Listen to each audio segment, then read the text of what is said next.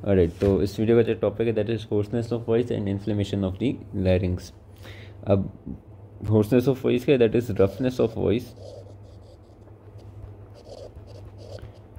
Due to variation in periodicity and intensity.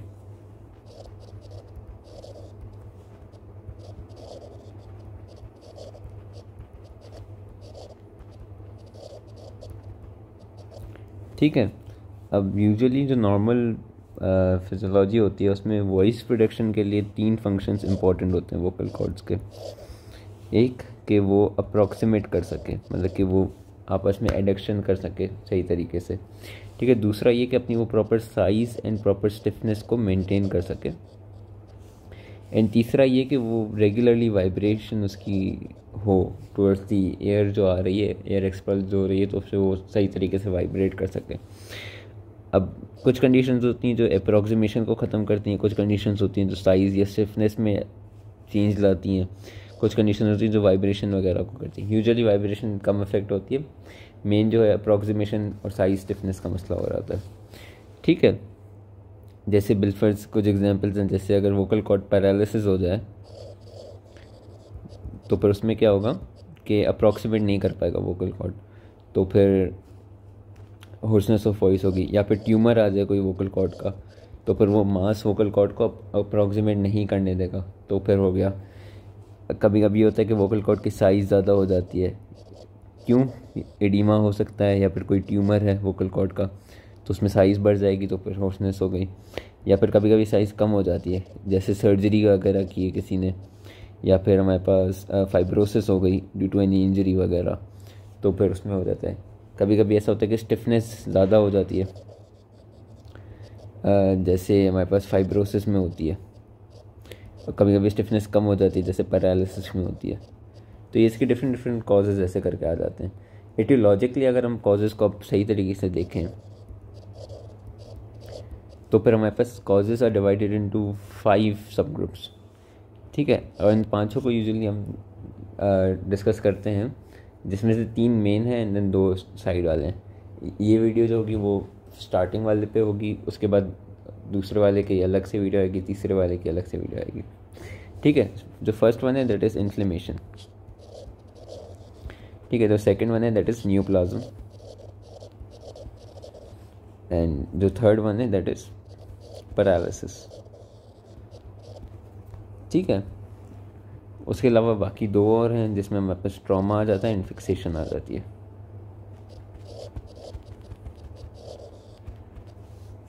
अब inflammation हमारे पास acute भी हो सकती है, क्रॉनिक भी हो सकती है। ठीक है, अब एक्यूट कौन सी है, क्रॉनिक कौन सी है, वो हम लोग बाद में डिस्कस करेंगे। न्यूप्लाज्म जो होते हैं बेनाइन भी होते हैं, प्री मैलिग्नेंट भी होते हैं और मैलिग्नेंट भी होते हैं। बेनाइन में हमारे पास पेपिलोमा आ गया, हिमेंजियोमा आ गया, हेमाटोमा आ गया, कोलिस्टोमा आ गया।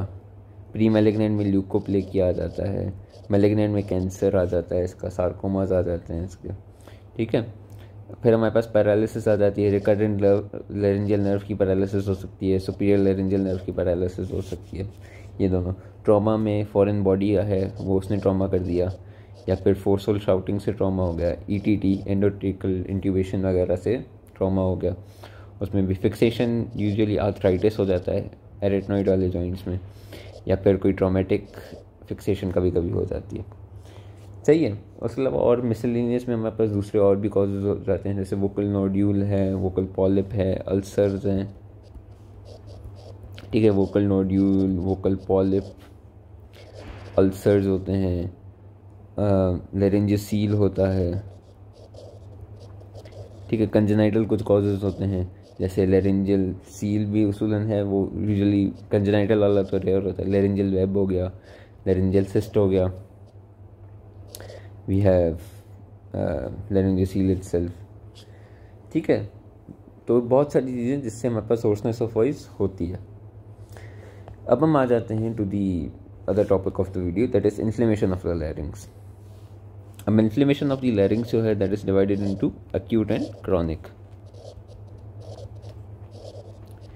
ठीक है, इसमें there is a lot of inflammatory diseases, जिसमें से हम लोग कुछ चुनिंदा डिस्कस करेंगे। एक्यूट में हमारे पास आ जाता है एक्यूट लेरेंजाइटिस, एक्यूट सुप्राग्लोटाइटिस होता है वो, जिसको हम एक्यूट एपिग्लोटाइटिस भी कहते हैं, एक्यूट एपिग्लोटाइटिस। ठीक है, उसके अलावा एक्यूट लैरिंजियो ट्रेकियो ब्रोंकाइटिस। ठीक है, ये हमारे पास हो गया। उसके अलावा लैरिंजियल डिप्थीरिया होता है। सही है। क्रॉनिक में हमारे पास अक्सर आ जाते हैं, क्रॉनिक लैरिंजाइटिस होता है, एट्रोफिक लैरिंजाइटिस होता है, टीबी होता है, सिफिलिस होता है। सही है। एसएलई में भी अक्सर हो रहा होता है लैरिंजाइटिस, और रिंकीज एडीमा होता है। रिंकीज एडीमा असूलन लैरिंजाइटिस तो नहीं है, लेकिन इट इज़ अ कंडीशन जो होर्सनेस ऑफ वॉइस करवाएगी। ठीक है, तो उसको हमें सेपरेटली रिंकीज एडीमा को डिस्कस करना होगा। सही है, तो ये हो गए हमारे। अब इसमें से हम कौन कौन से डिस्कस करेंगे? एक्यूट वाले सारे करने हैं, और क्रॉनिक में ये और ये करने हैं। एट्रोफिक भी कर लेंगे, उसको थोड़ा देख लेंगे, नहीं वो मेन नहीं है। अब एक्यूट लैरिंजाइटिस पे आते हैं। एक्यूट लैरिंजाइटिस जो है, इट कैन बी वायरल, बल्कि सबसे पहले तो it can be infectious and non infectious. ठीक है, इन्फेक्शियस जो होता है वो मोर कॉमन होता है, वो अपर रेस्पिरेटरी ट्रैक्ट इन्फेक्शन के बाद होता है, और स्टार्टिंग में या फिर वायरल भी होता है एंड बैक्टीरियल भी हो सकता है। ठीक है, बैक्टीरिया में कौन से? स्ट्रेप्टोकोकस निमोनी है, स्टेफिलोकोकस ऑरियस है, हीमोफिलस इन्फ्लुएंजी है। सही है। फिर हमारे पास नॉन इन्फेक्शियस आ जाता है। नॉन इन्फेक्शियस में कौन सा कॉज है? वोकल अब्यूज़ हो गया, एलर्जी हो गई कोई, लैरिंजल ट्रॉमा हो गया, लैरिंजल बर्न हो गया, गर्ड हो गया। ठीक है, तो ये सारी चीज़ें एक्यूट लैरिंजाइटिस करवाते हैं। क्लिनिकल फीचर्स क्या होंगे? डिस्कम्फर्ट होगा इन थ्रोट, होर्सनेस ऑफ वॉइस होगी। ठीक है, कफ होगी, ड्राई कफ होगी, जो वर्स होगी एट नाइट। ठीक है, देन जनरल सिम्टम्स हो सकते हैं, फीवर वगैरह, मलेज, ये वाली चीज़ें। सही है। जब हम लोग लैरिंजियल एग्जामिनेशन करेंगे तो हमें क्या मिलेगा? एरिथमिया मिलेगी, क्योंकि इन्फ्लेमेशन है तो एरिथमिया और एडीमा मिलेगा। ठीक है, और अगर वो ज़्यादा हो गया तो फिर पूरा का पूरा हमारे पास लैरिंग्स ही रेड हो जाते हैं। यूजुअली वोकल कॉर्ड जो होते हैं ना, वो रेड नहीं होते, लेकिन लेटर ऑन अगर ज़्यादा सीवियर है तो फिर वो भी रेड होना शुरू हो जाते हैं। उसके अलावा स्टिकी सिक्रीशंस मिल सकती हैं हमें बिटवीन दी वोकल कॉर्ड। ठीक है, तो ये हमारे पास लैरिंजियल एग्जामिनेशन में मिलेगा। ट्रीटमेंट क्या है एक्यूट लैरिंजाइटिस की? सबसे पहले तो ऑब्वियसली प्रिवेंशन होती है उसकी नॉन इन्फेक्टिव कॉजेज़ में। फिर हमारे पास आ जाता है वोकल रेस्ट। ठीक है, अवॉइडेंस ऑफ स्मोकिंग, अल्कोहल। उसके अलावा हम लोग स्टीम इनहेलेशन देते हैं, जिसमें टिंक्चर ऑफ बेंजोइन यूज़ होता है अक्सर। ठीक है, कफ सेडेटिव दे देते हैं हम लोग, कोडीन वगैरह ये वाले। एंटीबायोटिक्स, अगर इन्फेक्शन है तो भी एंटीबायोटिक लगोगे, और अगर सेकेंडरी इन्फेक्शन का खतरा है तभी भी एंटीबायोटिक होगी। ठीक है, कॉर्टिकोस्टेरॉइड्स दे दिए, एनाल्जेसिक दे दिए। यूजुअली यही हमारे पास होर्सनेस ऑफ वॉइस की ट्रीटमेंट जो होती है ना, ऑलमोस्ट सबकी सिमिलर बेसिस पर ही हम लोग कर रहे होते हैं। ठीक है, बस ये होता है कि एंटीबायोटिक्स चेंज होती रहती हैं, लेकिन मोर और लेस यही हमारे पास ट्रीटमेंट मोडेलिटीज़ होती हैं जो हम लोग बाकियों में भी यूज़ कर रहे होते हैं। ठीक है, सेकेंड डिजीज़ जो है हमारे पास, that is acute epiglottitis, which is known as supraglottic laryngitis भी बोला जाता है, एक्यूट सुप्राग्लोटाइटिस भी बोला जाता है उसको। जिसमें क्या है कि सुप्राग्लोटिक रीजन की इन्फ्लेमेशन है, उधर क्या क्या आ जाता है? एपिग्लोटिस आ जाता है, एरी एपिग्लोटिक फोल्ड्स आ जाते हैं। ठीक है, एरेटनॉइड्स आ जाते हैं, तो इनकी इन्फ्लेमेशन होगी। यूजुअली ये 2 से 7 साल के बच्चों में होता है, और this is due to haemophilus influenzae type B. ठीक है, क्लिनिकल फीचर्स में इसका जो होगा सडन ऑनसेट होगा, और इसमें हमारे पास डिस्फेजिया मिलेगी क्योंकि एपिग्लोटिस है, डिस्निया मिलेगी, हाई ग्रेड फीवर मिलेगा, ड्रूलिंग ऑफ सलाइवा मिलेगी, एंड स्ट्राइडर मिलेगा। ठीक है, उसके अलावा एग्जामिनेशन में अगर हम देखेंगे तो हमें 2-3 इंपॉर्टेंट चीज़ें जो हमें होगी। एक तो सबसे पहले हमारे पास होगी ट्राइपॉड साइन। ट्राइपॉड साइन तब होती है जब लाइक रेस्पिरेटरी डिस्ट्रेस हो रहा होता है इसमें, तो फिर वो बंदा बच्चा होगा usually because 3 to 7 year old इसकी वो एज डिस्ट्रीब्यूशन है, तो उसमें वो ट्राइपॉड साइन जो हमने COPD में पढ़ा था, बच्चा basically hands on the knees and then वो आगे टिल्ट हुआ होगा ताकि लैरिंजियल इनलेट ओपन हो सही तरीके से, ताकि वो सही तरीके से सांस ले सके। ठीक है, तो ट्राइपॉड साइन मिलेगा हमें। उसके अलावा एडीमा मिलेगा of the supraglottic structures, red swollen होंगे वो। ठीक है, इन्फ्लेमेशन है ना, तो ये तो मिलेगा ही मिलेगा। उसके अलावा हमारे पास एक्सरे में हम लोग जब करवाते हैं तो हमारे पास इन्वेस्टिगेशंस में 2-3 चीज़ें मिलती हैं। एक तो हमें मिलता है कि वेलिकली साइन। वेलिकली साइन ये होता है कि वेलिकली क्या है, स्पेस है between the tongue and the epiglottis. जब एपिग्लॉटिस स्वेल हो जाएगा तो फिर वो स्पेस बेसिकली वैनिश हो जाती है, तो फिर वो हमें इन्वेस्टिगेशन में नहीं मिल रही होती, ये वेलिकली साइन होती है। दूसरी होती है thumb sign. Thumb sign is basically swollen epiglottis मिल रहा होता है, वो थंब की तरह हमें नज़र आ रहा होता है इन दी लेटरल एक्सरे। ठीक है, ट्रीटमेंट क्या है इसकी, ये एक मेडिकल इमरजेंसी हो सकती है क्योंकि इसमें डिस्निया वगैरह हो रहा है, तो हॉस्पिटलाइजेशन इज़ नेसेसरी। हॉस्पिटलाइजेशन में अगर नीड पड़ी तो इंट्यूबेशन कर सकते हैं, ट्रेकियोस्टोमी वगैरह भी कर सकते हैं। ठीक है, तो इसमें एयरवे मेंटेनेंस सबसे पहली चीज़ होगी, तो ETT या फिर ट्रेकियोस्टोमी। ठीक है, उसके अलावा फिर हम कॉज को ट्रीट कर देते हैं। एंटीबायोटिक्स दे दिए हमने, कॉर्टिकोस्टेरॉइड्स दे दिए एडिमा को कम करने के लिए। Hydration is necessary, vocal cords वगैरह को सही तरीके से, ऑल्दो वोकल कॉर्ड हाइड्रेशन से ताल्लुक़ नहीं है लेकिन वैसे ही। फिर हमारे पास आता है अक्यूट लैरिंजियोट्रेकियो ब्रोंकाइटिस। ठीक है, इसको हम क्रूप भी बोलते हैं। अब क्रूप कैन बी वायरल और it can be bacterial. Bacterial में हमारे पास अक्सर सूडो मेम्ब्रेन फॉर्मेशन होती है, तो उसको सूडो क्रूप भी बोला जाता है। ठीक है, अब वायरल जो है हमारे पास उसमें पैरा इन्फ्लुएंजा वायरस होता है, इसमें टाइप 1 एंड टाइप 2 जो हैं वो हमारे पास क्रूप करवाते हैं। एंड बैक्टीरियल में ग्राम पॉजिटिव कोकाई है, स्टेफ ऑरियस जो है वो मेन हमारे पास कल्प्रिट होता है फॉर क्रूप। उम्र इसमें 6 month to 3 year ओल्ड यहाँ की रेंज होती है। क्लिनिकल फीचर्स में हमारे पास हॉर्सनेस ऑफ वॉइस होगी, क्रूपी कफ होती है, इसकी अपनी कैरेक्टरिस्टिक कफ होती है, इंस्पायरेटरी स्ट्राइडर मिलेगा एंड लो ग्रेड फीवर मिलेगा। ठीक है, ऑन एग्जामिनेशन हमारे पास मिलेगा हमें स्टीपल साइन। स्टीपल साइन क्या होता है कि जो हमारे पास रीजन है the subglottic region usually square shape का होता है। ठीक है, जब एडिमा वगैरह होना शुरू हो जाता है, इन्फ्लेमेशन शुरू हो जाती है, तो फिर उसकी नैरोइंग होना शुरू हो जाती है, तो वो कोन लाइक बन जाता है। स्टीपल बेसिकली क्या होता है कि जो चर्चेस के ऊपर जो होता है ना, जो चर्च का अगर शेप देखा हो तो चर्च का कुछ यूँ शेप होता है ऊपर से, चर्च की जो रूफ होती है तो वो नैरो होती है ना ऐसे करके, इधर विंडो बनी हुई होती है जो भी, तो इसको हम स्टीपल साइन बोलते हैं। ये स्टीपल कहलाता है। That is what basically cone shape narrowing below the vocal cords. फिर हमारे पास ट्रीटमेंट आ जाएगी इसकी, तो ट्रीटमेंट में हॉस्पिटलाइजेशन जिसमें एयरवे मैनेजमेंट वगैरह होगी, हाइड्रेशन, कॉर्टिकोस्टेरॉइड्स, हमारे पास एंटीबायोटिक्स दे दी हमने, तो ये हमारे पास ट्रीटमेंट इसकी भी हो गई कंप्लीट। फिर हमारे पास आता है क्रॉनिक लैरिंजाइटिस। क्रॉनिक लैरिंजाइटिस में हमारे पास इसके 2 टाइप्स होते हैं, without hyperplasia and with hyperplasia. Without hyperplasia को हम हाइपरीमिक लैरिंजाइटिस भी बोलते हैं। Usually this is due to unresolved acute laryngitis.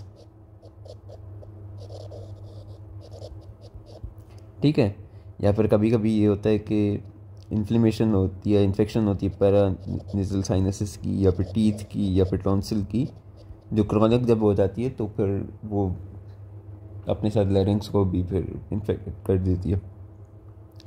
उसके अलावा नॉन इन्फेक्टिव कॉजेज़ में डस्ट फ्यूम्स हैं या फिर वोकल अब्यूज़ है, तो ये भी हमारे पास क्रॉनिक लैरिंजाइटिस करवाते हैं।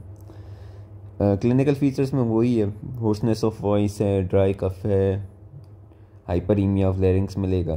ठीक है, ट्रीटमेंट क्या है इसकी? अपर रेस्पिरेटरी ट्रैक्ट इन्फेक्शन या लोअर रेस्पिरेटरी ट्रैक्ट इन्फेक्शन, जो भी इसका कॉजेटिव इन्फेक्शन है उसको ट्रीट करना। ठीक है, avoidance of irritating factors, voice rest, speech therapy. ठीक है, एंड देन स्टीम इनहेलेशन। तो ये इसकी ट्रीटमेंट आ गई। फिर आ जाते हैं हाइपरप्लेजिया वाले पे। हाइपरप्लेजिया जो है उसको हम हाइपरप्लास्टिक लैरिंजाइटिस भी कहते हैं। ये सिमेट्रिकल होता है, हाइपरीमिया वाला भी सिमेट्रिकल था। ठीक है, तो वो दोनों के सेम कॉजेज हैं, लेकिन कभी कभी होता है कि ये एसिमेट्रिकल भी होता है, मतलब कि एक साइड पर ही हो, यूनिलेटरल हो। तो वो क्यों होता है? That is either due to a contact ulcer. ठीक है, मिल्फर्स किसी भी चीज़ ने डैमेज कर दिया लैरिंजियल म्यूकोजा को, अल्सर हो गया, अब वो हील होगा तो फिर वो हाइपरप्लास्टिक लैरिंजाइटिस करवा सकते हैं। रिंकीज एडिमा ये हम बाद में डिस्कस करेंगे, एंड वोकल नोड्यूल्स। ठीक है, तो ये कंडीशन है जहाँ पे हमारे पास एसिमेट्रिकल क्रॉनिक लैरिंजाइटिस होती है। क्लिनिकल फीचर्स में वही सेम चीज़ें हैं जो हाइपरीमिक में मिली थी। कुछ फ़र्क ये है कि इसमें लैरिंग्स होगा और डस्की रेड कलर होगा।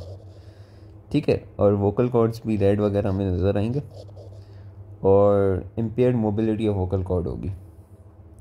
ठीक है, ट्रीटमेंट में हमारे पास start off with conservative treatment which is same ditto copy of hyperemia की, लेकिन कभी कभी उससे काम नहीं होता तो फिर सर्जिकल ट्रीटमेंट करनी पड़ती है, जिसमें वोकल कॉर्ड म्यूकोजा को हमें रिमूव करना पड़ता है। जो hypertrophied part of the vocal cord mucosa है उसको रिमूव करना पड़ता है। ठीक है, अब रिंकीज एडिमा को भी थोड़ा सा डिस्कस इधर ही कर लेते हैं। रिंकीज एडिमा जो होती है that is bilateral symmetrical enlargement of membranous part of vocal cord। ठीक है, ये होती है हमारे पास enlargement in सब एपिथेलियल स्पेस। इसका नाम है रिंकीज एडिमा। इस सब एपिथेलियल स्पेस का नाम ही होता है रिंकी स्पेस। ठीक है, कॉज इसके क्या हैं? Vocal abuse, smoking, mix oedema या फिर क्रॉनिक साइनसाइटिस।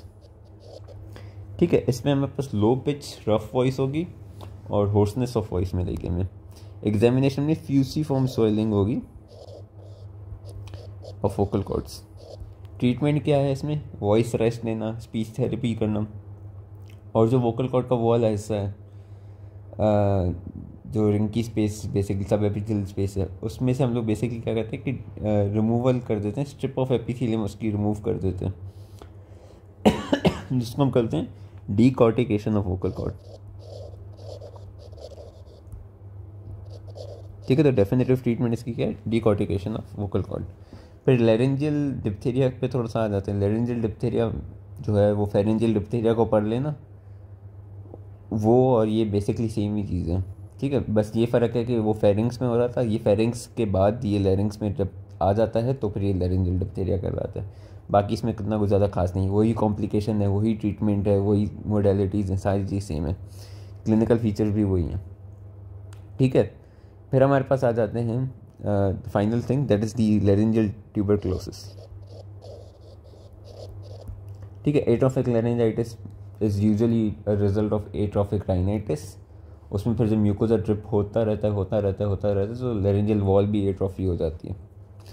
ठीक है, उसमें एट्रोफिक राइनाइटिस को सही करोगे तो फिर एट्रोफिक लैरिंजाइटिस भी सही हो जाएगा। अब लैरिंजियल टीबी की बात करें तो लैरिंजियल टीबी जो होता है वो बेसिकली इन्वॉल्व करता है एरेटनॉइड्स को, वोकल कॉर्ड को, पोस्टीरियर कमिशर को, एज वेल एज एपिग्लॉटिस को। सही है। ये यूजुअली ब्रोंकोजेनिक भी आ सकता है या हेमेटोजेनिक, मतलब कि लंग्स रेस्पिरेटरी ट्रैक्ट के थ्रू भी आ सकता है या फिर ब्लड वाली स्प्रेड भी होती है इसकी। इसके 5 स्टेजेस होते हैं। सबसे पहला स्टेज ये होता है कि जो पायोजेनिक इन्फेक्शन होता है वो हो रहा होता है, तो ये एक्सुडेटिव स्टेज होता है। उसके बाद फिर सिंस टीबी पायोजेनिक स्टेज में सर्वाइव कर लेता है तो फिर मोनोन्यूक्लियर सेल्स इन्फिल्ट्रेशन होती है, जिसमें फिर giant cell formation, epithelial cells, ये वाली सारी चीज़ें हो रही होती हैं।